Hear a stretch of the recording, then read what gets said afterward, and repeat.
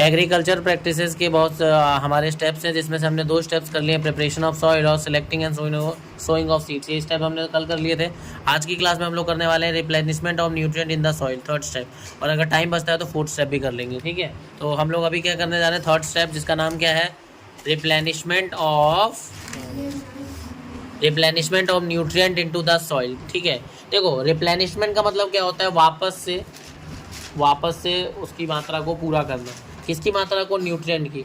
किसमें, सॉइल में। तो मान लो सॉइल के अंदर अगर किसी न्यूट्रिएंट की कमी है तो उसकी रिप्लेनिशमेंट करना, मतलब उसे वापस से पूरा करना, वापस से लाना। अब ये कैसे किया जा सकता है, कोई ना कोई चीज़ ऐड करके। तो हम इसको सही करने के लिए हम लोग क्या कर सकते हैं, मिट्टी में कुछ ऐसे चीज़ ऐड कर सकते हैं जो न्यूट्रिएंट देने का काम करते हैं। तो फिर न्यूट्रिएंट देने का काम कौन करता है, वो करता है मैन्योर और फर्टिलाइजर। तो हम मिट्टी में मैन्योर और फर्टिलाइजर मिलाते हैं, और मैन्योर और फर्टिलाइजर की खासियत क्या होती है कि ये क्या करते हैं, मिट्टी के अंदर न्यूट्रिएंट को ऐड करने का काम करते हैं। ठीक है, तो अब यही स्टेप हम लोग पढ़ने वाले हैं। किसान ने क्या कर लिया, अभी तक मिट्टी तैयार कर ली है, खेत बिल्कुल तैयार हो चुका है, बीज भी उसने चुन लिए, बीज बो भी दिए। ठीक है, अब क्या है,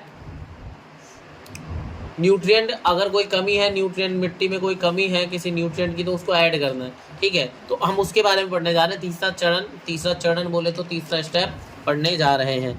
यहाँ पे देखो क्या पॉइंट लिखा है, soil supplies mineral nutrient to the soil. जो मिट्टी होती है वो क्या करती है, न्यूट्रिएंट देती है। ठीक है, प्लांट को।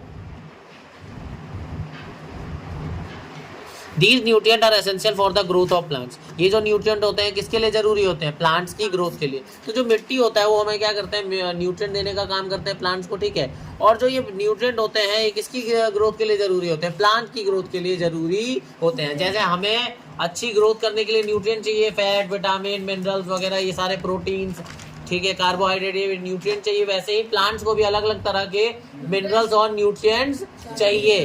क्या करने के लिए, ग्रोथ करने के लिए। Continuous growing of crops makes the plant inefficient in certain nutrient and the soil loses it's fertility. क्या कह रहा है कि अगर आप लगातार क्रॉप को बोते हो, उगाते हो, तो उससे क्या हो जाता है, ये मेक द सॉइल इनएफिशिएंट।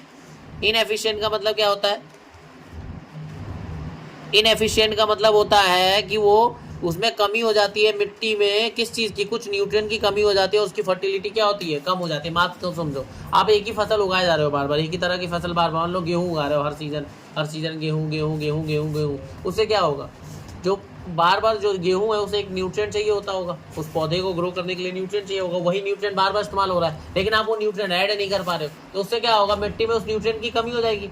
और मिट्टी में अगर किसी न्यूट्रिएंट की कमी होती है तो उसका फर्टिलिटी यानी कि उपजाऊपना क्या हो जाएगा, कम हो जाएगा। इसलिए कंटिन्यूअस ग्रोइंग ऑफ क्रॉप से क्या होता है कि जो मिट्टी होती है उसमें न्यूट्रिएंट की कमी हो जाती है, कुछ पर्टिकुलर न्यूट्रिएंट की, और क्या होता है, मिट्टी अपनी उपजाऊपना यानी कि फर्टिलिटी को क्या कर देती है, लूज कर देती है।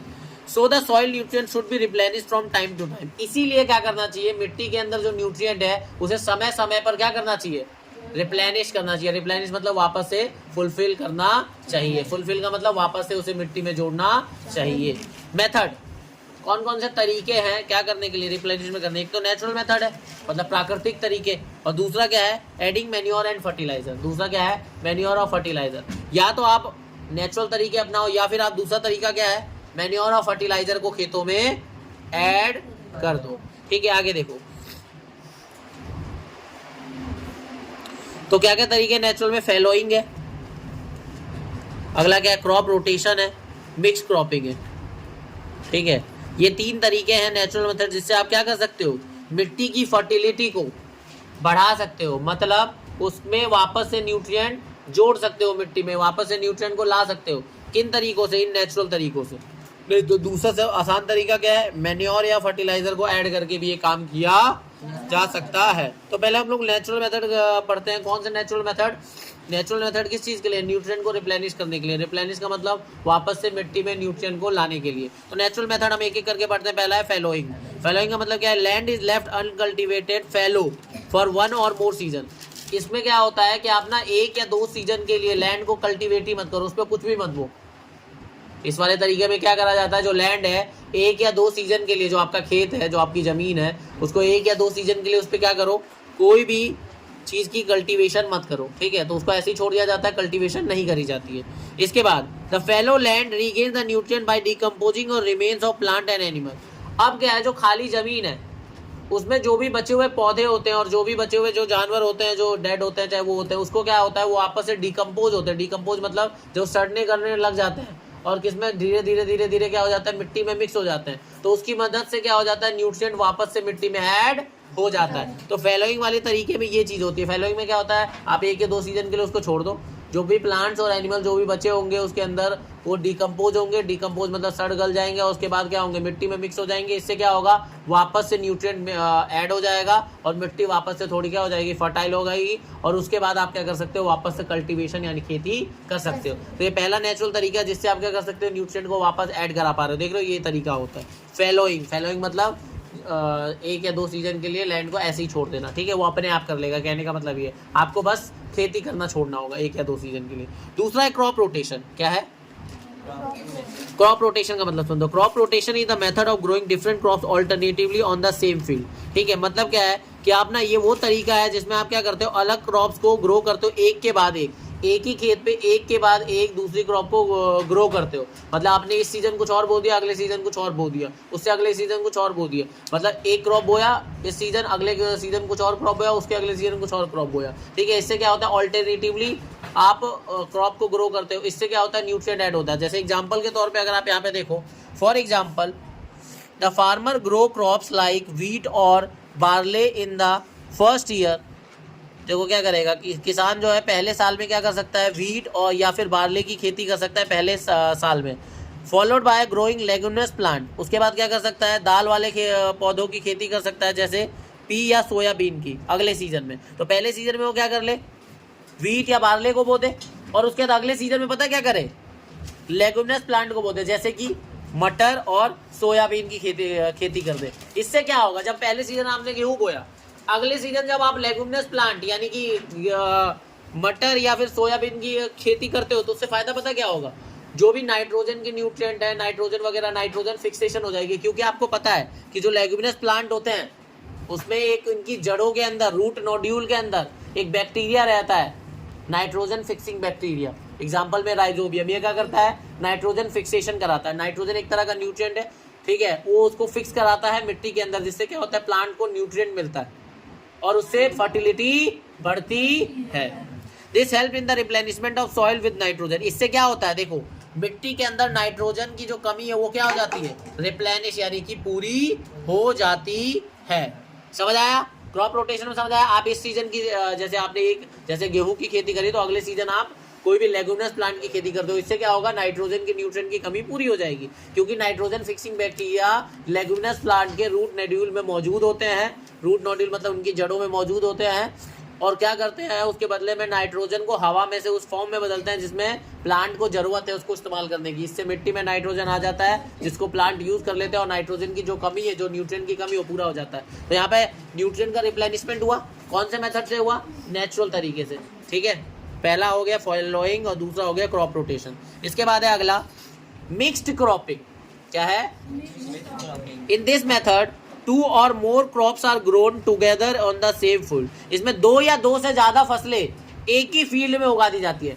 क्रॉप रोटेशन में क्या था, आप अलग अलग पौधे उगाते हो, लेकिन एक टाइम पे एक पौधा उगाते हो, अगले टाइम पे दूसरा पौधा उगाते हो। यहाँ पर ऐसा नहीं है, एक ही खेत में 2 या 2 से ज्यादा पौधे यानी कि फसलों की क्या कर दी जाती है, खेती कर दी जाती है, उन्हें कल्टीवेट कर दिया जाता है। The crops are selected such that the nutrient requirement of one crop is fulfilled by the other. पता है, फसलों के इस तरीके से चुना जाता है ना कि जो एक को जो न्यूट्रिएंट की जरूरत है वो दूसरा फसल पूरी कर दे, ठीक है। मतलब जो क्रॉप इस तरीके से चुना जाता है कि जो न्यूट्रिएंट की जो जरूरत है एक फसल की, वो दूसरे से क्या हो जाए, पूरी हो जाए, ठीक है। आगे लेगुमिनस प्लांट, जैसे कि लेगुमिनस प्लांट हो गया जैसे कि P, soybean, cereal crop, wheat, ठीक है। तो लेगुमिनस प्लांट जैसे कि गेहूं, जैसे कि मटर और सोयाबीन हो गया। सीरियल क्रॉप मतलब, सीरियल क्रॉप का मतलब जानते हो, जिससे ग्रेन्स मिलते हैं, जैसे कि वीट या राइस। इनको साथ में उगाया जा सकता है एक ही खेत में। एक तो एग्जांपल ये हो गया, या फिर कॉटन या ग्राउंडनट को एक साथ उगाया सकता है। एग्जांपल दे रहे हैं, या तो आप कॉटन और ग्राउंडनट को साथ में उगा लो, या फिर आप गेहूं को या फिर मटर को, या फिर वीट को और सोयाबीन को साथ में एक खेत में उगा सकते हो साथ में।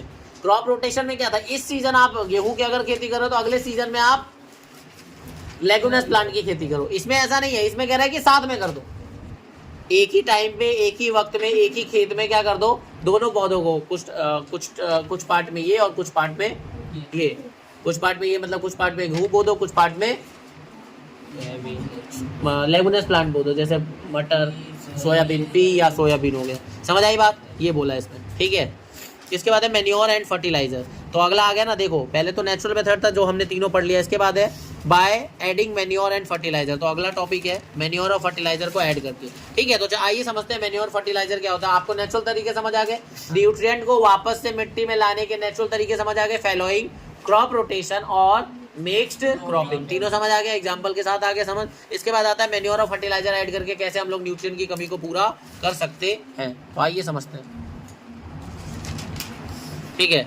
इसके बाद है using of manure and fertiliser is called manure. These substances enhance the fertility of the soil, ठीक है।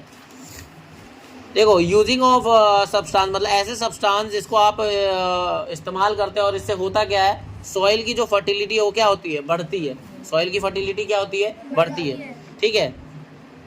इसके बाद देखो मैन्योर क्या होता है। Manure is an organic compound rich in nutrient obtained by decomposition of plant and animal waste by microbes. क्या मतलब है, मैन्योर एक ऐसा ऑर्गेनिक सब्सटेंस है जिसके अंदर न्यूट्रिएंट की मात्रा भर भर के होती है, बहुत ज़्यादा न्यूट्रिएंट होते हैं। तो एक ऐसा ऑर्गेनिक कंपाउंड या ऑर्गेनिक सब्सटेंस जो किससे बना होता है, प्लांट और एनिमल के डीकंपोजिशन से। प्लांट और एनिमल के डीकंपोजिशन कौन कराता है, माइक्रो ऑर्गेनिज्म। तो देखो क्या है, मैन्योर एक ऐसा सब्सटेंस है जिसको माइक्रो ऑर्गेनिज्म कैसे तैयार करते हैं, प्लांट और एनिमल का डीकंपोज करा के। प्लांट और एनिमल का डीकंपोज क्या करना का मतलब क्या होता है, उसे सड़ा गला देते हैं इस तरीके से कि वो लास्ट में क्या हो जाते हैं, मिट्टी में मिक्स हो सकते हैं आसानी से, और क्या करेंगे, मिट्टी की फर्टिलिटी को बढ़ाएंगे, क्योंकि उसके अंदर न्यूट्रिएंट की मात्रा बहुत ज़्यादा रिच होगी, बहुत ज़्यादा होगी, अच्छी मात्रा में होंगी, इस वजह से। तो मैन्योर एक ऐसे ऑर्गेनिक सब्सटेंस है जो प्लांट और एनिमल, जो बचे हुए प्लांट और एनिमल वेस्ट है उनको डीकम्पोज कराते हैं। किसको, कौन कराता है डीकम्पोज, माइक्रो ऑर्गेनिज्म कराते हैं। और जो सब्सटेंस डीकम्पोज होने के बाद तैयार होता है उसी चीज़ को हम लोग क्या बोलते हैं, मैन्योर बोलते हैं। और मैन्योर में जो न्यूट्रिएंट की मात्रा होती है बहुत अच्छी खासी होती है। कंपोस्ट देखो मैन्योर को तैयार करने के तरीके हैं। मैन्योर किन किन तरीकों से तैयार करा जाता है, एक तो कंपोस्ट करके, और दूसरा तरीका क्या है, ग्रीन मैन्योर हो सकता है, ठीक है। तो मैन्योर में भी अगर बात करें तो एक तरीका है कंपोस्ट से और दूसरा है ग्रीन मैन्योर।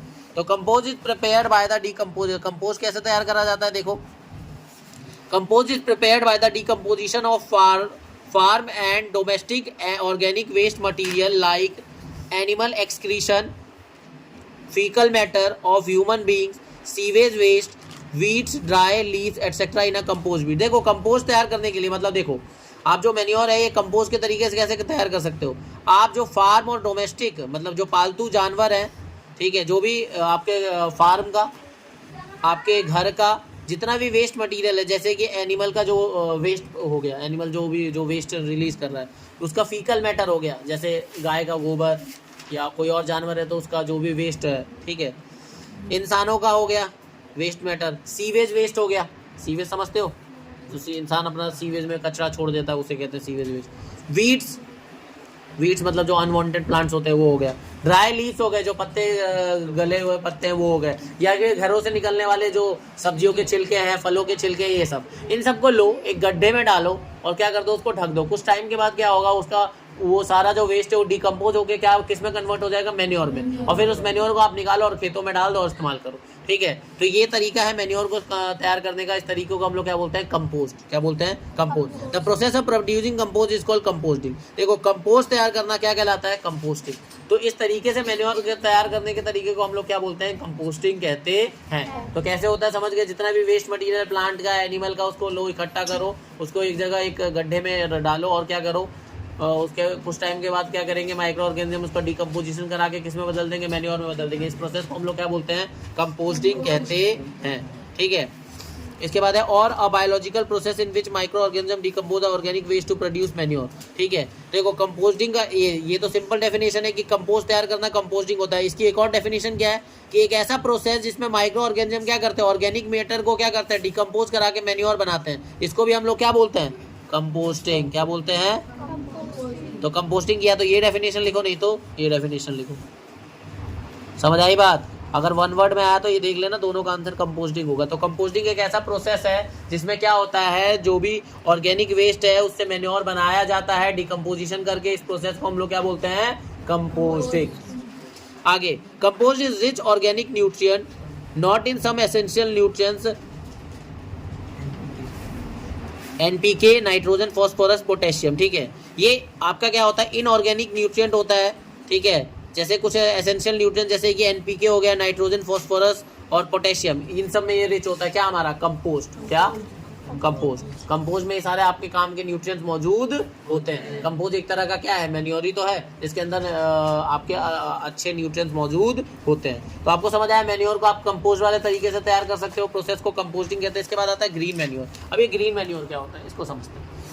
ठीक है, some crop like sun hemp और sesbania are grown in the field before sowing the seed. देखो, बीज को बोने से पहले क्या करा जाता है, कुछ पौधों को उगा लिया जाता है। कुछ पौधे जैसे सन हेम्प और सेस्बेनिया को आप क्या करो, बीज बोने से पहले ना इनकी खेती कर लो, सन हेम्प की और सेस्बेनिया की। कहोगे ये क्यों कर रहे हैं, क्योंकि ये ग्रीन मैन्योर बनाने का तरीका है। तो सबसे पहले आपने इसकी खेती कर ली बीज डालने से पहले।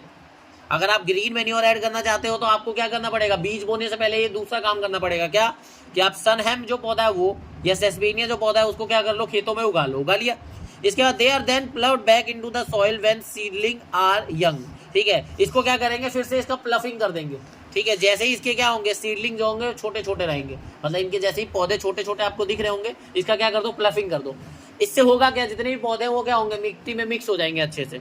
तो these plant decompose into the soil and increase soil fertility. ये मिट्टी में मिक्स हो जाएंगे और धीरे धीरे डिकम्पोज हो जाएंगे, और डिकम्पोज होने के बाद क्या हो जाएंगे, मिट्टी में मिक्स, और मिट्टी में मिक्स होने के बाद क्या हो जाएंगे, फर्टिलिटी को बढ़ाएंगे। कैसे, जो भी इनका न्यूट्रिएंट है वो मिट्टी में ऐड होकर बढ़ाएंगे। ठीक है, they also provide protection against soil erosion and leachings. ठीक है, ये क्या करते हैं, सॉइल इरोजन से भी सुरक्षा देते हैं। कौन, ये वाले पौधे जो आप उगा देते हैं और इसके बाद इसको मिक्स करा देते हो, तो ये सॉइल इरोजन से भी बचाने का काम करते हैं। तो इसे कहते हैं ग्रीन मैन्योर। इसमें क्या होता है, आप अलग से कहीं और तैयार करके लाके बाद में खाद नहीं मिलाते हो। जैसे कंपोस्ट में आपने कहीं और तैयार करा और उसको लाके मिट्टी में मिक्स बाद में किया, लेकिन इसमें हमने क्या करा, पौधों को ही ग्रो करा दिया, फिर उसको प्लफिंग करा के उसी में ऐड करा दिया, वही डिकम्पोज हो गया, मैन्योर साथ के साथ ऐड हो गया। लेकिन इसमें आप बीज को बोने से पहले ये काम कराओगे, लेकिन आप कंपोस्ट के तरीके से जो मैन्योर कराते हो उसे आप बाद में जोड़ोगे खेत में। समझ आ गई बात? तो मैन्योर की बात क्लियर है, हाँ या नहीं बोलो?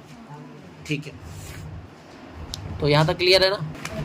तो देखो, अब आप पढ़ने जा रहे हैं फर्टिलाइजर के बारे में। तो फर्टिलाइजर क्या होता है, देखो अभी वो क्या था, मैन्योर आपका ऑर्गेनिक तरीका था, ऑर्गेनिक वेस्ट प्रोडक्ट था जिसको डिकम्पोज करके उसे तैयार करा गया था। ठीक है, या तो कंपोज के तरीके से, या दूसरा तरीका है कि आप ग्रीन मैन्योर ऐड करा दो, तो ये हो गया था। फर्टिलाइजर की बात करते हैं। फर्टिलाइजर जो है वो ह्यूमन मेड केमिकल सब्सटेंस है which are rich in one और more nutrient like nitrogen, phosphorus, potassium etcetera. Fertiliser जो है वो आपके क्या है, केमिकल सब्सटेंस है जो किसमें ज़्यादा रिच होते हैं, इन वाले न्यूट्रिएंट में, नाइट्रोजन, फॉस्फोरस, पोटेशियम। मैन्योर में ये वाले न्यूट्रिएंट की कमी होती है, ये वाले न्यूट्रिएंट इतने ज़्यादा रिच नहीं होते। बाकी न्यूट्रिएंट बहुत सारे होंगे, इनऑर्गेनिक न्यूट्रिएंट बहुत होंगे, लेकिन ये वाला नहीं होगा। लेकिन फर्टिलाइजर में ये न्यूट्रिएंट आराम से भरपूर मात्रा में होंगे, नाइट्रोजन, फॉस्फोरस और पोटेशियम। शॉर्ट में से एनपीके बोलते हैं। क्या बोलते हैं? एनपीके। ये वाले न्यूट्रिएंट, एनपीके न्यूट्रिएंट बहुत होते हैं फर्टिलाइजर में, ये बहुत ज़्यादा प्रोवाइड आराम से करते हैं। ठीक है, फर्टिलाइजर देते हैं। Fertiliser are produce in factories. अच्छा, फर्टिलाइजर को फैक्ट्रीज में प्रोड्यूस करा जाता है। हमने मैन्योर क्या करा था, एक गड्ढे में तैयार कर लिया था, खेतों में तैयार कर सकते हैं। ठीक है, कैसे, हमने एक गड्ढा करा, उसमें जितने वेस्ट मटीरियल था, घरों का वेस्ट, ठीक है, या फिर फार्म का वेस्ट, एनिमल का वेस्ट, ह्यूमन वेस्ट, एक्सक्रीटर, जितना भी था उसको एक जगह इकट्ठा करा और इंतजार करा, वो डिकम्पोज हो गया। डिकम्पोज होने का जो मैन्योर तैयार है उसको खेतों में डाल दिया, या फिर ग्रीन मैन्योर का इस्तेमाल करा। तो कहने का मतलब ये नेचुरली हमने ऑर्गेनिक तरीके से इसको तैयार कर लिया, ऑर्गेनिक वेस्ट से। लेकिन यहाँ पर ऐसा नहीं होता, ये फिर कहाँ पे तैयार करा जाता है, फैक्ट्रियों में। किसकी मदद से? केमिकल्स की मदद से फैक्ट्रियों में इसको तैयार करा जाता है। किसको? फर्टिलाइजर को। ठीक है, एग्जाम्पल ऑफ फर्टिलाइजर देखो, नाइट्रोजनस फर्टिलाइजर। देखो यहाँ पर क्या है, अलग अलग तरह के फर्टिलाइजर। एक तो है नाइट्रोजनस फर्टिलाइजर, ऐसे फर्टिलाइजर जो किसमें रिच होते हैं, नाइट्रोजन में, जैसे कि यूरिया हो गया, अमोनियम सल्फेट हो गया, और क्या हो गया, सोडियम नाइट्रेट। तो नाइट्रोजनस फर्टिलाइजर कौन कौन से हैं आपके? बोलो मेरे साथ, यूरिया, एमोनियम सल्फेट और सोडियम नाइट्रेट, ये आपके फर्टिलाइजर के एग्जाम्पल है। आगे इसके बाद है पोटेशिक फर्टिलाइजर, ऐसे फर्टिलाइजर जिसमें पोटेशियम की मात्रा अच्छी खासी होती है, ठीक है, वो है हमारा पोटेशियम एंड सल्फेट, ठीक है। इसके बाद है कॉम्प्लेक्स फर्टिलाइजर, जिसमें आपको नाइट्रोजन फॉस्फोरस दोनों मिक्स क्वांटिटी में आपको मिल सकता है, नाइट्रोजन फॉस्फेट और इसके बाद एमोनियम फॉस्फेट, ठीक है, नाइट्रोजन फॉस्फेट और एमोनियम फॉस्फेट, ठीक है। ये आपके क्या है, कॉम्प्लेक्स फर्टिलाइजर। तो 3 तरह के फर्टिलाइजर के नाम यहाँ पर आए, एक तो नाइट्रोजनस फर्टिलाइजर, फिर है फॉस्फेटिक फर्टिलाइजर, फिर पोटेशिक फर्टिलाइजर और क्या हो गया, कॉम्प्लेक्स फर्टिलाइजर। तो ये 4 तरह के, उन सबके एग्जाम्पल यहाँ पर दिए हुए हैं, ठीक है। हाँ, मैंने फॉस्फेटिक फर्टिलाइजर नहीं पढ़ा है, ऐसे फर्टिलाइजर जिससे आपको फॉस्फोरस मिलता है तो हो जाएंगे सुपर फॉस्फेट, एमोनियम फॉस्फेट, और ऐसे फर्टिलाइजर जिससे आपको पोटेश मिलता है, पोटेशियम मिलता है, वो है आपका पोटेशियम सल्फेट, ठीक है। कॉम्प्लेक्स फर्टिलाइजर आपके नाइट्रोजन फॉस्फेट हो गया और एमोनियम फॉस्फेट, मतलब आपको उसमें एक पर्टिकुलर न्यूट्रिएंट नहीं मिलता है, आपको दो न्यूट्रिएंट या उससे ज़्यादा न्यूट्रिएंट मिलते हैं, उन्हें हम क्या बोलते हैं, कॉम्प्लेक्स फर्टिलाइजर। बोलो ये बात क्लियर है कि नहीं, ठीक है। अगर ये बात क्लियर है तो इसके बाद इसके आगे बढ़ते हैं, ठीक है। देखो यहाँ पर जो फर्टिलाइजर होते हैं वो सॉल्युबल इन वाटर होते हैं, मतलब ये पानी में आसानी से घुल जाते हैं और क्या होते हैं, और आसानी से प्लांट इनको क्या कर लेता है, एब्जॉर्ब कर लेता है, ठीक है। और ये क्या करते हैं, क्रॉप की जो ईल्ड है, मतलब क्रॉप की जो पैदावार है उसको भी बढ़ा देता है। Fertilisers are usually applied either by spraying, fertiliser को अगर आपको खेतों में डालना है तो आप स्प्रे करके डाल सकते हो, क्योंकि पानी में तो घुल ही गया है, और पानी को तो आप स्प्रे कर सकते हो। कोई चीज़ अगर पानी में घुल गई है तो पानी में घुलने का मतलब क्या है कि पानी के साथ वो स्प्रे भी हो जाएगी, तो आप स्प्रे करके, ठीक है, स्प्रेयर की मदद से, स्प्रेयर क्या होता है जो स्प्रे कर सकता है, उसकी मदद से उसमें डाल के उसको खेतों में क्या कर सकते हो, स्प्रे करा सकते हो। या फिर कैनाल, इरिगेशन कैनाल होता है ना, जिससे आप पानी की सिंचाई करते हो, उसकी मदद से भी उसमें डाल सकते हो, क्योंकि आप पानी डालोगे साथ में फर्टिलाइजर भी चला जाएगा, क्यों, क्योंकि वो तो पानी में मिक्स हो जाता है, ठीक है। अब देखो यहाँ पर टॉपिक क्या है, एडवांटेजेस ऑफ मैन्योर, मैन्योर को इस्तेमाल करने के फायदे क्या क्या हैं, ठीक है, हम वो जानते हैं। The organic manure is considered to better than fertiliser, कह रहा है कि जो ऑर्गेनिक मैन्योर होते हैं वो ज़्यादा अच्छा माना जाता है, किससे, फर्टिलाइजर से, ठीक है। क्यों माना जाता है, आइए पढ़ते हैं। ऐसा इसलिए है, this is because it enhances the water holding capacity of the soil, ये क्या करता है, मिट्टी की जो पानी को होल्ड करने की जो क्षमता है, मिट्टी के होल्ड करने की जो क्षमता है, किसकी होल्ड करने की क्षमता को, पानी के होल्ड करने की जो क्षमता है उसको बढ़ाता है। तो पानी के को रोकने की, होल्ड करने की क्षमता को बढ़ाता है कौन, मैन्योर। अगर आप मैन्योर इस्तेमाल करते हो तो एक फायदा ये मिलेगा। दूसरा, it make the soil porous which makes exchange of gases easy, ये क्या करता है, मिट्टी को पोरस बनाता है, छेदेदार करता है, जिसकी वजह, छेदेदार का मतलब क्या होता है, इसमें पोर्स मौजूद होते हैं, छोटे छोटे छेद मौजूद होते हैं, जिससे क्या होता है, गैस जो है वो आसानी से पास हो सकते हैं मिट्टी में, ठीक है, गैसेस पास हो सकते हैं, ऑक्सीजन वगैरह गैस ये सब मिट्टी के अंदर जा सकती है। उससे क्या होगा, फायदा क्या होगा, जो प्लांट्स की जो जड़ें हैं उनको ब्रीथ करने में आसानी होगी। It increases the number of soil friendly microbes, अच्छा अगर आप मैन्योर डालते हो ना तो जो मिट्टी के लिए जो फायदेमंद माइक्रो ऑर्गेनिज्म है उनको बढ़ाने में भी ये मदद करेगा, उनकी ग्रोथ में मदद करेगा, कौन, मैन्योर। आगे, improve the texture of the soil, ये क्या करेगा, मिट्टी की जो टेक्सचर है, मिट्टी की जो बनावट है, मिट्टी का जो टेक्सचर है उसको भी बहुत अच्छा करेगा, कौन, मैन्योर। आगे, add humus to the soil, add humus to the soil का मतलब क्या है, मिट्टी में ह्यूमस को ऐड करेगा, और ह्यूमस क्या करता है, मिट्टी की फर्टिलिटी को बढ़ाता है, तो ये ह्यूमस को भी ऐड करने का काम करेगा अगर आप मैन्योर का इस्तेमाल करते हैं तो। समझ आई बात, ये बात क्लियर है कि नहीं, बोलो, ठीक है। चलो अभी और दो एडवांटेज और रह गए। अगर आप मैन्योर को इस्तेमाल करोगे तो देखो, it is not an expensive and can be easily prepared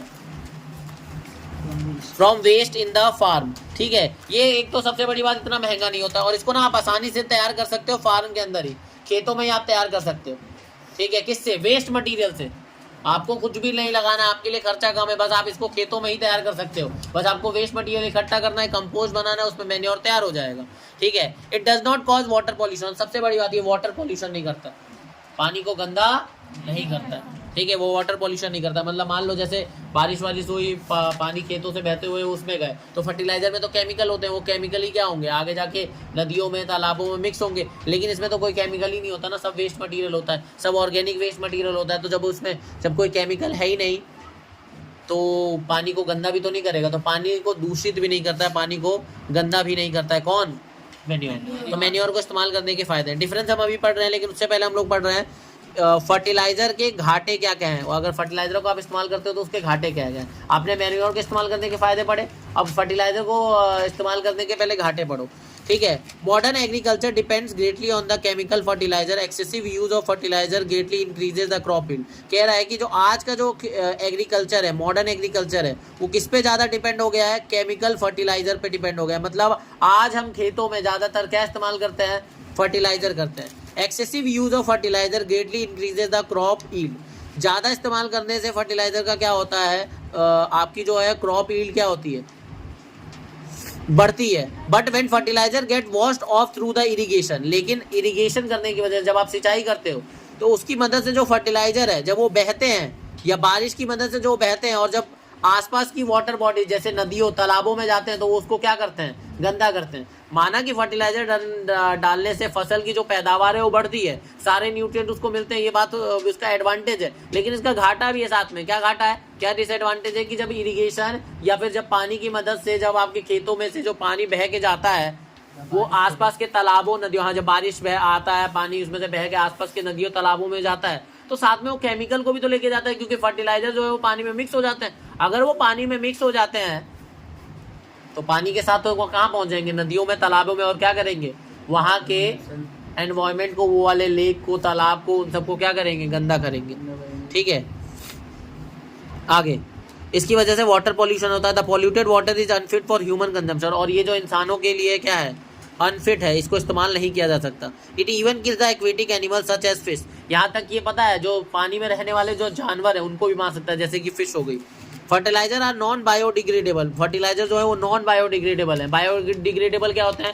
जो मिट्टी में मिक्स हो जाते हैं और डिकम्पोज हो जाते हैं, उन्हें बायोडिग्रेडेबल कहते हैं। लेकिन जो फर्टिलाइजर है नॉन बायोडिग्रेडेबल, ये मिट्टी में ऐसे ही पड़े रह जाएंगे सालों तक, ये वापस से डिकम्पोज नहीं होने वाले हैं, ऐसे के ऐसे ही रह जाते हैं। दस ऑल्सो कॉजेज सॉइल पॉल्यूशन। तो भाई अगर ये मिट्टी में पड़े रहेंगे तो ये मिट्टी में ऐसे ही रहेंगे, ये डिकम्पोज नहीं होंगे, क्योंकि ये नॉन बायोडिग्रेडेबल है। और अगर कोई चीज़ मिट्टी में मिक्स नहीं हो रही है, डिकम्पोज नहीं हो रही है, तो नॉन बायोडिग्रेडेबल है, मैंने बताया। और ये क्या करेगा भाई? ऐसी चीज़ क्या करेगी? मिट्टी को दूषित करेगी, और इस चीज़ को हम सॉइल पॉल्यूशन भी कहेंगे। तो मतलब ये सॉइल पॉल्यूशन भी करता है।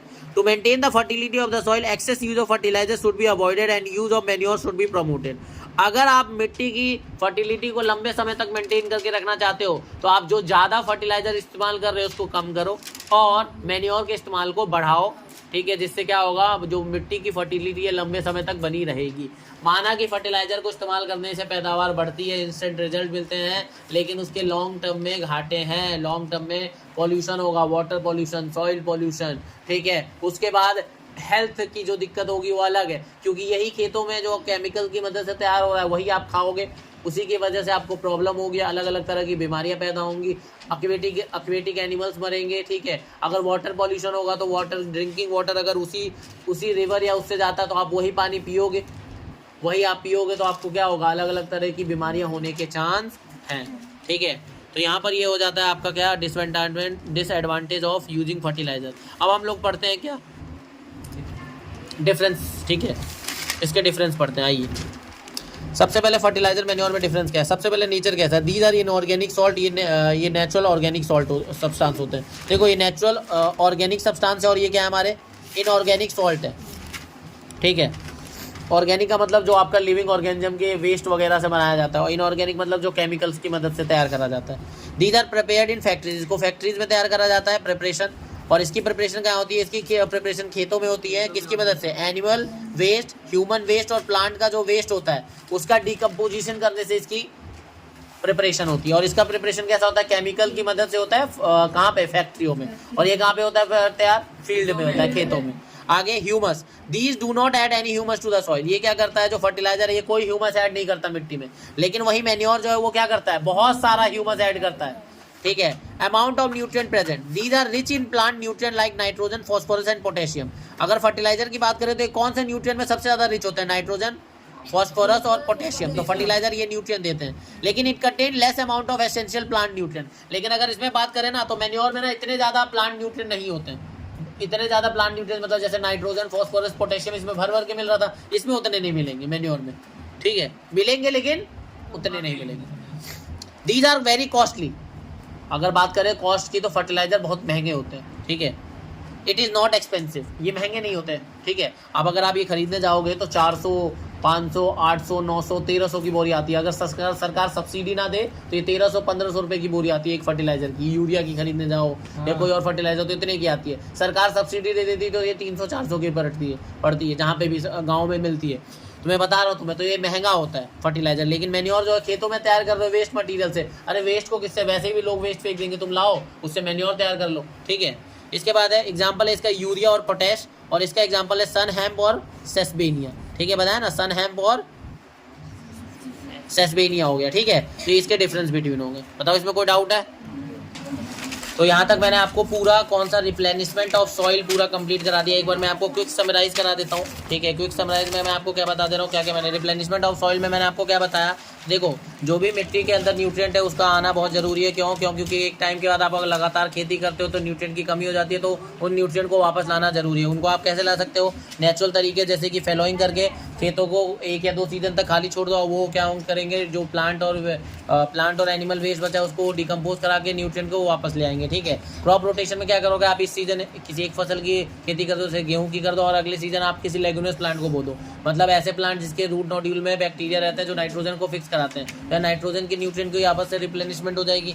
तीसरा तरीका मिक्स क्रॉपिंग। आप क्या करो, एक ही खेत में एक टाइम पर ही दो या दो से ज़्यादा क्रॉप को बो दो। जैसे आप क्या कर सकते हो, गेहूं और साथ में क्या कर सकते हो, कोई लेगुमिनस प्लांट को बो सकते हो, या फिर कॉटन या ग्राउंडनट की खेती कर सकते हो। तो ये 3 तरीके हो गए जिसकी मदद से न्यूट्रिएंट को रिप्लेनिश करा जा सकता है। अगला क्या है, एडिंग मैन्योर एंड फर्टिलाइजर। तो मैन्योर और फर्टिलाइजर के बारे में मैंने बता दिया आपको। मैन्योर जो है वो ऑर्गेनिक सब्सटेंस होता है, और फर्टिलाइजर जो होता है वो इनऑर्गेनिक सब्सटेंस होता है। ठीक है, इसके अलावा मैं बात करूँ तो जो मैन्योर होता है, इसको आप नेचुरली खेतों में भी तैयार कर सकते हो, लेकिन आपको उसको तैयार करने के लिए फैक्ट्रियों में तैयार करना पड़ता है। ये केमिकल्स की मदद से बनाया जाता है, और ये वेस्ट प्लांट और एनिमल वेस्ट की मदद से तैयार करा जाता है। ठीक है, इसके बाद बात करें तो कोई ह्यूमस ऐड नहीं करता है फर्टिलाइजर, लेकिन जो मैन्योर है आपको जो ह्यूमस ऐड करता है बहुत सारा। अगर बात करें फर्टिलाइजर तो ये नाइट्रोजन, फॉस्फोरस और पोटेशियम जैसे न्यूट्रिएंट की इसकी भरमार होती है इसमें, लेकिन इसमें बात करें मैन्योर में तो इतनी नहीं होती है। ठीक है, इसके अलावा ये कॉस्टली होते हैं और ये कॉस्टली नहीं होते हैं। एग्जाम्पल की बात करें यूरिया एंड पोटेश, और इसमें बात करें तो सन हेम्प एंड सेस्बेनिया हो गया इसका एग्जाम्पल। अच्छा, एक पॉइंट मैं और ऐड कर देता हूँ, अगर आप मैन्योर इस्तेमाल करते हो तो इसका प्लांट पर कोई साइड इफेक्ट नहीं पड़ता है। ठीक है, इतना कोई नुकसान नहीं है। लेकिन अगर आप फर्टिलाइजर को ज़्यादा इस्तेमाल करते हो, बहुत ज़्यादा एक्सेस अमाउंट पे यूज़ करते हो, तो इसका नुकसान है। ठीक है, लेकिन अगर आप मैन्योर एक्सेस अमाउंट पे यूज़ कर भी लो तो इतना नुकसान नहीं पड़ेगा पौधों पे, लेकिन इसका पड़ेगा क्योंकि ये केमिकल की मदद से तैयार है, और ये कोई केमिकल की मदद से तैयार नहीं करा गया। ये वेस्ट मटेरियल जैसे कि प्लांट और एनिमल के वेस्ट की मदद से तैयार करा गया, तो कोई प्रॉब्लम नहीं आएगी। ठीक है, तो यहाँ तक मैंने आपको कराया था समराइज, आपके लिए मैंने कर दिया। एडवांटेज और डिसएडवांटेज भी हम लोगों ने पढ़ लिए थे। ठीक है, तो यहाँ पर आपका ये replenishment of nutrient in the soil खत्म होता है। इसके बाद अगला जो मेथड है वो इरिगेशन है, हम वो पढ़ने जाएंगे इसके बाद। ठीक है, रिवाइज कर लीजिए तब तक आप लोग। तो अगला एग्रीकल्चर प्रैक्टिस करने जा रहे हैं। अभी तक हमने क्या करा, मिट्टी को तैयार करा, प्रिपरेशन ऑफ सॉइल। सेकंड हमने selection and sowing of seed करा। इसके बाद हमने क्या करा, मैन्योर और फर्टिलाइजर, मतलब replenishment of nutrient in the soil, मतलब मैन्योर और फर्टिलाइजर या फिर कोई भी नेचुरल तरीके से न्यूट्रिएंट को ऐड करा है। मतलब अब मिट्टी में न्यूट्रिएंट ठीक ठाक हैं, बीज बोए जा चुके हैं, मिट्टी तैयार हो चुकी है, सारे काम करने के बाद अब आपका बीज हो चुका है, वो अब उसमें से क्या होगा, प्लांट ग्रो करेगा। लेकिन इसके साथ साथ अब पौधों को ग्रो करने के लिए पानी की भी जरूरत पड़ेगी। तो पानी की जरूरत पड़ेगी तो अगला जो स्टेप है उसका नाम है इरीगेशन। क्या होता है इरीगेशन का मतलब, supply of water to the crops at regular intervals through sources other than rain is called irrigation. क्या कह रहा है कि पानी की सप्लाई कराना टाइम पर। टाइम का मतलब क्या होता है, अभी मैं कराया, उसके बाद कुछ टाइम बाद फिर कराया, फिर कुछ टाइम बाद फिर करा। तो पानी की सप्लाई करना फसलों को टाइम पर बारिश के अलावा किसी और भी सोर्स से, ट्यूबवेल से, नलके से या किसी भी सोर्स से। ठीक है, बारिश का पानी नहीं होना चाहिए, इसके अलावा कुछ भी अंडरग्राउंड वाटर को मोटर की मदद से करा या कुछ भी मदद से करा। तो आपने जो पानी डाला खेतों में, फसलों को डाला, ठीक है, बारिश का पानी नहीं बात हो रही है, उसके अलावा किसी भी सोर्स से डाला, तो इस प्रोसेस को हम लोग क्या बोलते हैं, इरिगेशन। तो इरिगेशन का सिंपल मतलब है पानी देना, सिंचाई करना। सिंचाई करने का मतलब क्या हुआ कि पौधों को समय समय पर पानी की सप्लाई देना किसी और सोर्स ऑफ वाटर से, यानी कि पानी जो पानी होना चाहिए वो बारिश के सोर्स नहीं होना चाहिए, किसी और से होना चाहिए, ठीक है। फसलों को पानी देना, इसी प्रोसेस को हम लोग क्या कहते हैं, इरिगेशन। आगे, water is most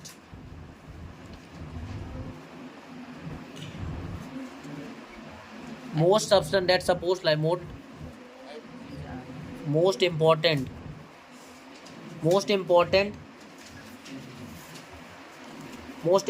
substance that support life. देखो पानी बहुत ज़रूरी चीज़ है जो क्या करती है, लाइफ को सपोर्ट करती है। बिना पानी के हम लोग जिंदा नहीं रह सकते, तो प्लांट को भी तो पानी की ज़रूरत है, तो वो भी लोग जिंदा नहीं रह सकते।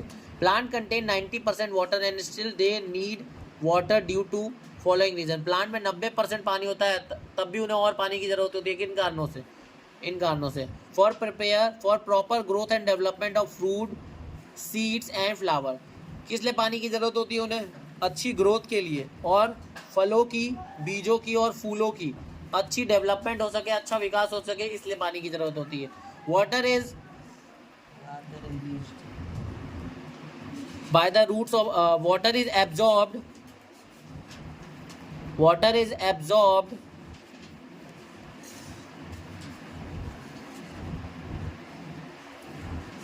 Bye the roots along with fertiliser and minerals. जो वाटर है उसको जड़ें क्या कर लेती है, सोख लेती हैं, ठीक है। फर्टिलाइजर और मिनरल के साथ साथ जो मिट्टी के अंदर फर्टिलाइजर और मिनरल ऐड है, तो पानी तो वो सोख रही है, उसी से क्या करेंगे, वो पानी जो जिसके अंदर फर्टिलाइजर और मिनरल ऐड है उसको भी क्या कर लेंगे, अपने साथ सोख कर लेंगे, एब्जॉर्ब कर लेंगे, और कहाँ पहुंच जाएंगी, प्लांट्स के अंदर। कहाँ से? जड़ों की तरह, जड़ों से, ठीक है। Water is essential for germination of seed. पानी की जरूरत क्यों है? सीड्स की जर्मिनेशन के लिए, सीड को उगाने के लिए, सीड से पौधों को ग्रो करने के लिए पानी की जरूरत है। It is also essential for carrying out the process of photosynthesis to make food, ठीक है। इसलिए ये किस लिए और ज़रूरी है? ताकि वो फोटोसिंथेसिस कर सकें और फोटोसिंथेसिस प्रोसेस करके अपना खाना बना सकें। ये फोटोसिंथेसिस का मतलब क्या होता है? वो प्रोसेस जिससे प्लांट अपना खाना प्रिपेयर करते हैं। तो पानी की ज़रूरत है फोटोसिंथेसिस करने के लिए, फोटोसिंथेसिस खाने बनाने के प्रोसेस को ही कहते हैं, ठीक है। तो उसके लिए पानी की ज़रूरत पड़ती है पौधों को। Water dissolve nutrient which are transported each part of the plant, ठीक है। वाटर डिजॉल्व न्यूट्रिएंट मतलब ऐसे न्यूट्रिएंट जो पानी में घुल जाते हैं, वो क्या होता है, वो प्लांट में पानी के थ्रू ही जाते हैं। Water also protect the crop from frost once hot air current. Water also protect the crop from the frost hot air current. जो वाटर है वो जंगलों में चलने वाली जो गर्म हवाएं हैं, जो, ठीक है, जो तेज करंट चलती है, जो हवा चलती है, उनसे भी उनको बचाने का काम करते हैं, ठीक है। Note the time and frequency of crop depends on 3 factors: nature of the crop plant, nature of soil, season when the crop grows. यहाँ इरिगेशन वर्ड ऐड कर लेना। तो टाइम और फ्रीक्वेंसी मतलब किस समय पर और कितनी बार आपको फसलों की इरिगेशन करानी है। ये किन बातों पे डिपेंड करता है? 3 बातों पे। एक तो नेचर ऑफ क्रॉप प्लांट, आप कौन सी क्रॉप प्लांट को ग्रो कर रहे हो, मतलब आप कौन सी फसल ग्रो कर रहे हो। दूसरा, नेचर ऑफ सॉइल, मिट्टी आपकी कैसी है। तीसरा, season when the crop grow, और कौन से सीजन में आप उसे बो रहे हो। तो आप कितनी सिंचाई करोगे, कितना इरिगेशन करोगे, किस समय पर करोगे, कितनी बार करोगे, 3 कारणों पे डिपेंड करता है कि आपने फसल कौन सी चुनी है, नेचर कैसा है उसका। दूसरा, मिट्टी कैसी है, उसका नेचर कैसा है। और तीसरा, कि कौन से सीजन में आप क्रॉप को ग्रो कर रहे हो। तो आइए बढ़ते हैं एक एक करके। सबसे पहला है soil of the crop plant, ठीक है। सॉइल, आपके जो सॉइल है वो कैसा है। अगर आपका हाई और मोर है या लेस, तो अगर आपकी सॉइल जो है वो ज़्यादा फर्टाइल है, अच्छी खासी है, तो क्या होगा, वाटर रिटेनिंग कैपेसिटी उसकी अच्छी होगी, ठीक है। तो अगर आपकी मिट्टी जो है वो वाटर रिटेनिंग कैपेसिटी ज़्यादा रखती है, ठीक है, हाई है उसकी, और मिट्टी फर्टाइल है, ठीक है, वाटर रिटेनिंग कैपेसिटी ज़्यादा है, तो ऐसे कौन कौन से एग्जाम्पल है, क्लेई सॉइल। और देखो, तो मैंने बताया 3 कारण। सबसे पहले हम लोग मिट्टी की बात करते हैं। अगर आपकी मिट्टी जो है उसकी वाटर रिटेनिंग कैपेसिटी ज़्यादा है, तो आपको इरीगेशन ज़्यादा करनी पड़ेगी। और अगर आपकी जो वाटर रिटेनिंग कैपेसिटी जो है वो कम है, ठीक है,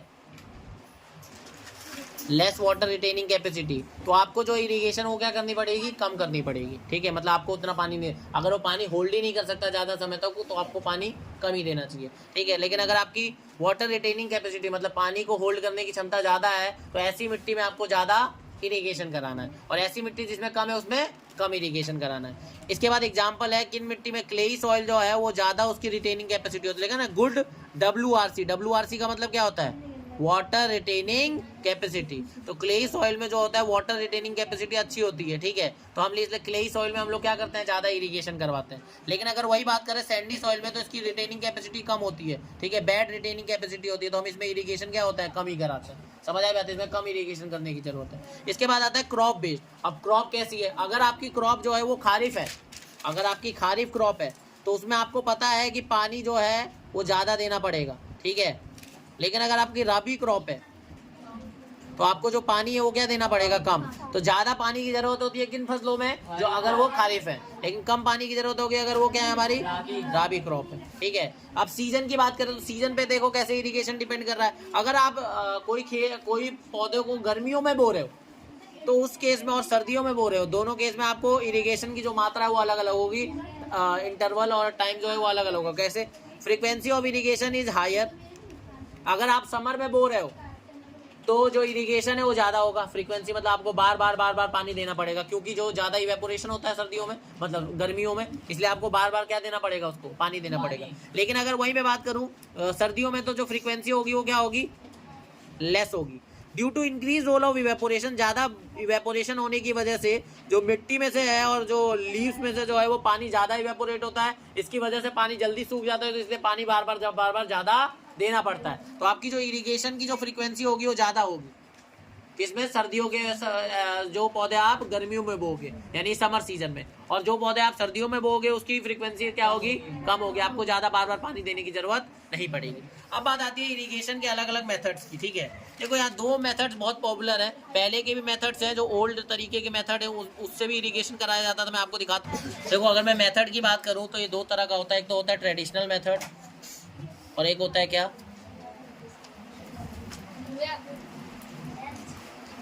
ट्रेडिशनल मेथड्स, और एक क्या होता है, मॉडर्न मेथड्स। क्या, मॉडर्न मेथड्स। मॉडर्न मेथड्स में आपके ये दोनों सिस्टम आते हैं,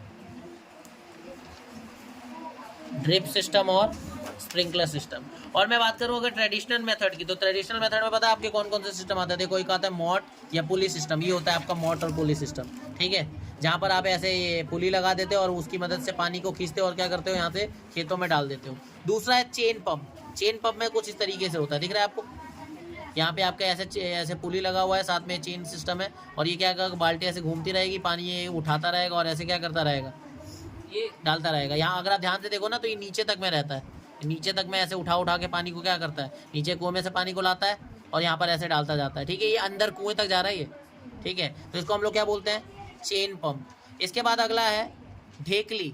ढेकली में देखो ये होता है, दिख रहा है आपको, ढेकली में ऐसे यहाँ पर पत्थर लगा होता है और यहाँ पर देखो बाल्टी बांध देते हैं, इसको ऐसे ऊपर नीचे तक ले जाएंगे, बाल्टी भर जाएगी और इसको ऐसे नीचे छोड़ देंगे, पत्थर भारी होगा, ऐसे नीचे ले आएगा और पानी ऊपर आ जाएगा। जैसे ही ऊपर आएगा आप इसको यहाँ पलट दोगे, खेतों में पानी जाता जाएगा।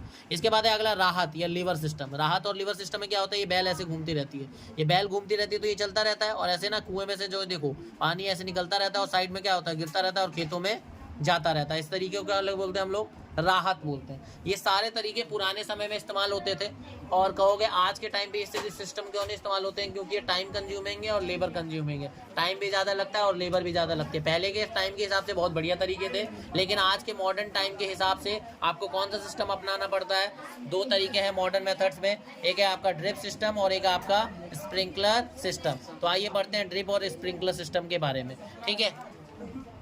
देखो ड्रिप सिस्टम की बात करें तो holes in pipes allow water to fall drop by drop just at the position of the root. इसमें क्या होता है पता है क्या, आपकी ना बिल्कुल जड़ों के पास ही ना पानी ड्रॉप बाय ड्रॉप जाता है, ठीक है। मैं अगर आपको पिक्चर की मदद से दिखाने की कोशिश करूँ तो देखो यहाँ पर थोड़ा, ये देखो ड्रिप सिस्टम में क्या हो रहा है, ये पंप है, इसने पानी लिया और यहाँ पर ये पाइप आ रहा है, देखो अगर आप देखो तो ये पाइप पे बिछी हुई है, तो ये देखो यहाँ पर एक नोजल लगी हुई है, दिख रहा है, जो आपका प्लांट है उसके जस्ट पास यहाँ पे बूंद बूंद पानी, यहाँ पर भी बूंद बूंद, यहाँ भी बूंद बूंद, यहाँ भी बूंद बूंद, तो ये पाइप की मदद से बूंद बूंद पानी जड़ों तक पहुँचता है, बिल्कुल एग्जैक्ट, ठीक है। तो ड्रिप सिस्टम में क्या होता है, जो पाइप्स होती है उसमें जो होल्स होती हैं उसकी मदद से जो पानी है बूंद बूंद क्या होता है, जड़ों की पोजीशन तक पहुँचता है आपकी फसलों के। Valves water is not wasted at all, जो पानी है वो बिल्कुल भी वेस्ट नहीं होता इस मेथड में। Water is not wasted at all, पानी इसमें बिल्कुल भी वेस्ट नहीं होता है ड्रिप सिस्टम में। इसके बाद आगे बात करूँ, also save water due to evaporation, also save water due to evaporation. इसमें क्या होता है, इवेपोरेशन, जो इवेपोरेशन से भी पानी को बचा लेता है, क्योंकि देखो पाइप की मदद से जड़ वहाँ पे पहुँचेगा, तो इवेपोरेशन की वजह से इतना नुकसान नहीं होगा पानी का, ठीक है। तो इवेपोरेशन से भी पानी की को ये सेव करता है, तो मतलब यहाँ इवेपोरेशन की मदद से जो पानी लॉस होता है वो नहीं हो पाता है।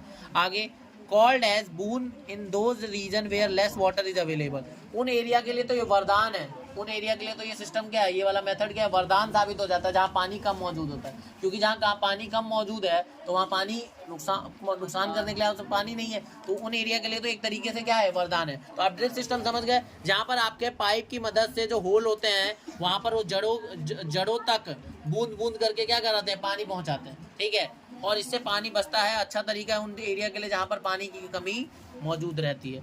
आगे, वाटर इज, इसमें क्या होता है, water is spread on the plant using sprinkler, ठीक है। इसमें क्या होता है, जो वाटर है उसको छिड़क दिया जाता है स्प्रिंकलर की मदद से। अगर मैं स्प्रिंकलर की बात करूँ तो कुछ इस तरीके से, अगर आप ध्यान से देखो, ये देखो, आपको दिख रहा है, ये दिख रहा है ना, इस तरीके से दिख रहा है, ये स्प्रिंकलर की मदद से ऐसे छिड़क दिया जाता है, दिख रहा है आपको, स्प्रिंकलर लगे होते हैं। आगे, the perpendicular pipes, perpendicular pipe में मतलब ऐसे निकली हुई पाइप होती है, उस पर नोजल लगी होती है और वो क्या करती है, पानी का छिड़काव करती है। Having rotating nozzles called as sprinkler. क्या होता है, ऐसे पाइप ऐसे निकली होती है, उस पर क्या होता है, ऐसे ना घूमने वाली क्या लगी होती है, नोजल लगी होती है। घूमने वाली नोजल क्या करती है, पानी का क्या करती है, छिड़काव करती है हर दिशा में, ठीक है, रोटेट करती है वो, और हर तरफ में क्या करती है, पानी का छिड़काव करती है, उसे हमें स्प्रिंकलर कहते हैं। Sprinkler are joint to the main pipeline, जो स्प्रिंकलर है वो मेन पाइपलाइन से जुड़ा होता है एट रेगुलर इंटरवल, टाइम पे होता है कुछ इस तरीके से। देखो, ये देखो, आपको यहाँ छिड़काव दिख रहा है, यहाँ पर भी छिड़काव है, यहाँ पे भी छिड़काव है, तो ये मेन पाइपलाइन है, ये मेन एक लाइन है, इसमें जगह जगह पे आपके स्प्रिंकलर लगे हुए हैं, वहाँ से वो छिड़काव हो रहा है, और वो ये जो सारी लाइन है वो जाके एक मेन पाइप से कनेक्ट होगी, ठीक है। तो सारे स्प्रिंकलर किससे कनेक्ट होते हैं, पाइप से कनेक्ट होते हैं, और वो पाइप भी आगे जाके फर्दर पाइप से कनेक्ट होती है जिसमें से पानी आ रहा होता है। Pumps are fitted for lifting water when pumps इसके अंदर फिट करे जाते हैं ताकि पानी को आप क्या कर सको, उन पाइपों तक पहुंचा सको। When pump is on, water is lifted and allowed to flow through the main pipe. जब पंप की मदद से पानी, पंप को ऑन करा जाता है, पानी जो है वो लिफ्ट होता है, पानी आता है और क्या करा जाता है, इन मेन पाइप में जाता है प्रेशर में। Through the rotating nozzle it gets sprinkled, जहाँ पर भी पाइप में नोजल लगी रहती है, उस नोजल की मदद से क्या होता है, पानी का क्या हो जाता है, छिड़काव। अब मैं आपको इसको समझाने के लिए क्या करूँगा, आपको एक वीडियो दिखाता हूँ जिससे आप ये समझ सको तरीका। This method is useful for Sandy soil और द अनइवन लैंड, मतलब ये तरीके वहाँ फायदेमंद है ना जहाँ पे आपकी जमीन बराबर नहीं है, क्योंकि आप देखो वहाँ पर आप क्या कर सकते हो, यहाँ से छिड़काव करोगे तो हर जगह पानी पहुँच जाएगा, where sufficient water is available. और उन इलाकों के लिए ज़रूरी है जहाँ पर पानी क्या हो, ठीक ठाक मात्रा में मौजूद हो। अगर पानी मौजूद नहीं होगा ठीक ठाक मात्रा में तो आप वहाँ इस्तेमाल इसको नहीं कर सकते, ठीक है। मैं आपको वीडियो दिखाने जा रहा हूँ ये दोनों मेथड के लिए, फटाफट देखना एक बार। तो आइए मैं आपको स्प्रिंकलर सिस्टम दिखाता हूँ।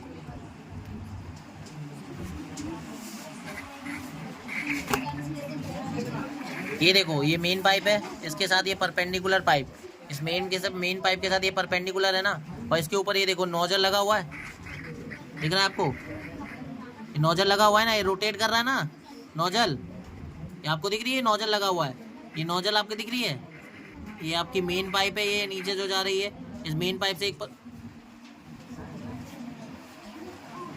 देखो इधर, ये मेन पाइप है, इससे परपेंडिकुलर पाइप लगी हुई है जगह जगह, दिख रहा है, और इसमें ये देखो रोटेटिंग नोजल लगी पड़ी है, दिख रहा है ना, ये देखो, ये आपकी नोजल होती है, इसे कहते हैं स्प्रिंकलर सिस्टम। इसमें हर तरफ पानी आपका स्प्रे होगा, लेकिन ध्यान रखना इसमें पानी ज़्यादा वेस्ट होता है।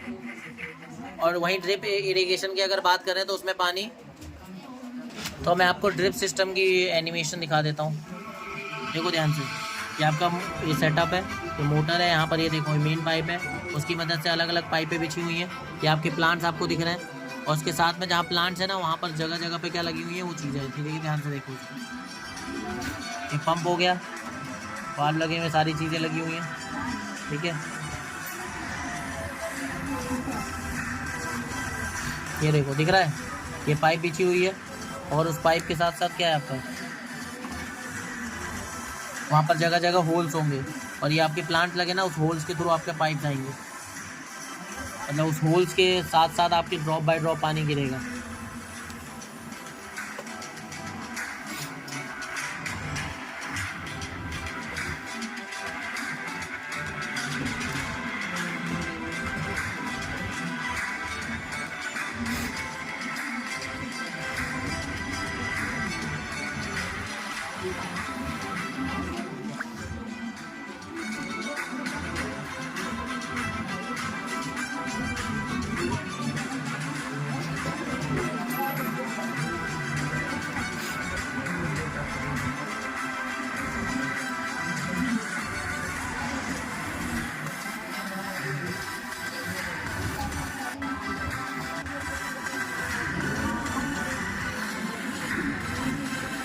देखो ये जो पौधा है, पौधे के होल है ना, ये दिख रहा है ना, ऐसे हर पौधे के पास होल था। ये वाला देखो, ये दिख रहा है, ये दिख रहा है ना, ये पाइप है, पाइप के साथ होल है, इस पाइप के थ्रू ड्रॉप बाय ड्रॉप पानी क्या होगा, इसके पास पहुंचेगा। ऐसे ही अगर आपने स्टार्टिंग में देखा हो,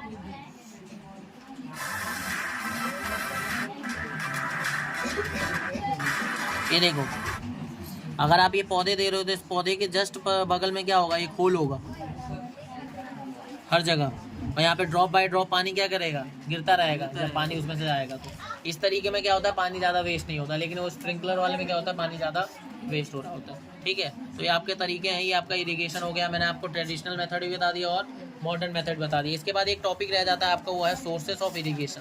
सोर्सेस ऑफ इरिगेशन का मतलब समझते क्या हो?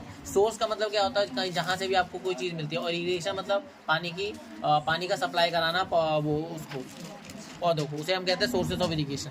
तो sources of irrigation, water for irrigation are क्या क्या हमारे क्या क्या तरीके हैं जहाँ से हम इरिगेशन करा सकते हैं? कुएं से, ट्यूबवेल से, पॉन्ड से, लेक से, रिवर से, डैम से या कैनाल से। ये वो जगह है, वो सोर्सेज है जहाँ से हम क्या करा सकते हैं, इरिगेशन कर सकते हैं। रेन के अलावा जो बाकी सोर्सेज है उसकी बात कर रहा हूँ मैं। ठीक है, क्लियर है बात? ठीक है, बाकी मैंने आपको ट्रेडिशनल मेथड, मॉडर्न मेथड, ये सारे तरीके मैंने आपको करा दिए। हाँ, इरिगेशन कितनी बार होगी, कितने फ्रीक्वेंसी पे होगी, किस बात पे डिपेंड करता है, इन 3 बातों पे, क्रॉप का आपका प्लांट कैसा है, सॉइल कैसी है और ये सारी चीज़ें कैसी हैं। ठीक है।